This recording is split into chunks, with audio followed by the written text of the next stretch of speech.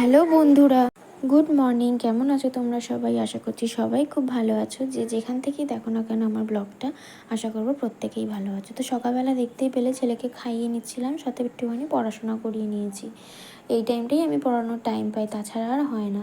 তারপরে ছেলেকে খাইয়ে দাইয়ে বিছনা টিছনা তুলে আমি করে নিয়েছিলাম স্নান করে পুজোটাও সেরে নিয়েছি। আজকে জানো তো সব কাজ সেরে পুজোয় হাত দিইনি।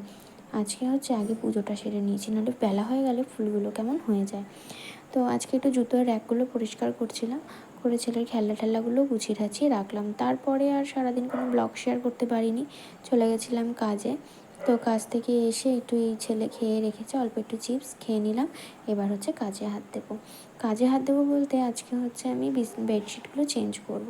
তো সব থেকে বিরক্তিকর কাজ গো আমার এটা, বিশ্বাস করো। আমার এই বালিশের কভার চেঞ্জ করতে যে কী বিরক্ত লাগে, মানে অসহ্যকর লাগে। তার মধ্যে হয়েছে কি, একটা বালিশের কভারের যে বাঁধার যে ফিতে দড়িগুলো হয়, সেইটা একটা গেছে ঢুকে। সে প্রায় 15-20 মিনিট ধরে আমি সেটাকে বার করেছি। আমার যে কী বিরক্ত লাগছিল। তো একা একা বোর হচ্ছিলাম, মাও ছিল না, আর ছেলেকে নিয়ে গেছিলো আমার জেঠু, তাদের বাড়িতে ছিল ছেলে। আমি ওই জন্য টিভিটা চালিয়ে নিয়ে টিভিও দেখছিলাম আর কাজ করছিলাম। আমি তো এই দেখো ওটার ভেতরে ঢুকে গেছে, তার মধ্যে আমি খুঁজে পাচ্ছিলাম না হচ্ছে সেফটি পিন। আবার বাইরের ঘর থেকে একটা পেন এনে সেই খাপা ভরে যে কী বিরক্তিকর কাজ, সেই করে আমি কভারের দড়িটাকে ঢোকালাম। তো সকালবেলা এইসব কাজগুলো করতে গেলে আমার অনেকটা লেট হয়ে যায়। তাই জন্য ভাবলাম এবার থেকে আমি কাজ থেকে এসেই এই জিনিসগুলো করবো, সেই তো এসে মায়ের বাড়িতে বসে থাকি। তো চলো আস্তে আস্তে সব কিছু কমপ্লিট করে নিই। আর সকালের কাজগুলো তো প্রায় দিনই দেখো, ভাবলাম আজকে সন্ধ্যের পর একটু কাজ করব, তো সেটা ভিডিও করে তোমাদের সাথে শেয়ার করব। আর আমার হচ্ছে অনেকগুলো গোলবালিশ, ছেলেরই 4টে গোলবালিশ আর আমাদের 2টো, আর 2টো মাথার বালিশ আমাদের, 2টো মাথার বালিশ ছেলের।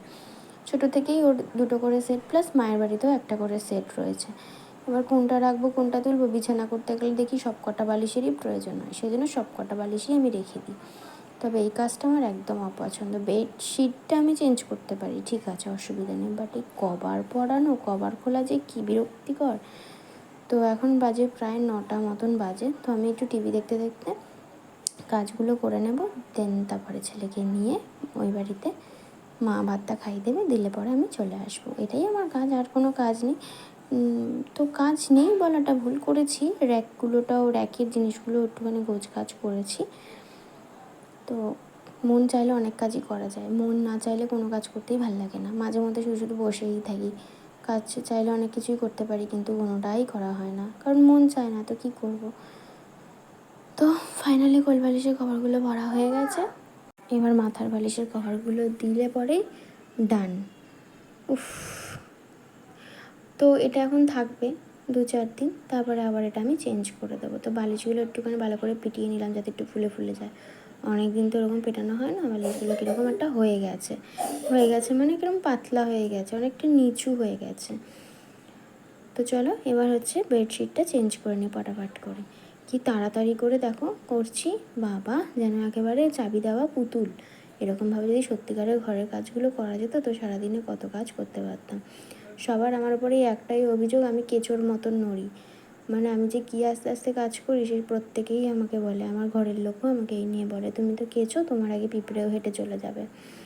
তো তাই এখন এই ভিডিওটা এডিটিং করছি, আর তাই দেখে ভাবছি যদি আমি এরকম কাজ করতাম তাহলে মনে হয় সবাই আমাকে একটু বেশি ভালোবাসতো। সত্যি নিজেও একটু স্যাটিসফাই হতাম। আমারও মাঝে মধ্যে রাগ ধরে যায়, এই যে এত আস্তে আস্তে কি কোনো মানুষ কাজ করতে পারে? আমিই মনে হয় একজন যে এরকম এত আস্তে আস্তে কাজ করতে পারি। তাই ভাবছি যদি ভিডিওর মতন এরকম ফাস্টলি কাজ করতাম, তাহলে মনে হয় অর্ধেক দিন শুয়ে বসেই কাটিয়ে দিতাম। তো চলো, বেডশিটটাও তো আমার পাল্টানো হয়ে গেছে। আজকে আর সেরকম কোনো কাজবাজ শেয়ার করবো না, আজকের ভিডিওটা আমি এখানেই শেষ করে দেবো। তো তার আগে বালিশগুলো একটুখানি গুছিয়ে নিই। আর ভিডিওটা শেষ করার আগে একটাই বলবো, যে যেখান থেকে দেখছো না কেন আমার আমার এই চ্যানেলটা, প্লিজ একটু লাইক সাবস্ক্রাইব করে দাও, যাতে আমি একটা জায়গায় দাঁড়াতে পারি।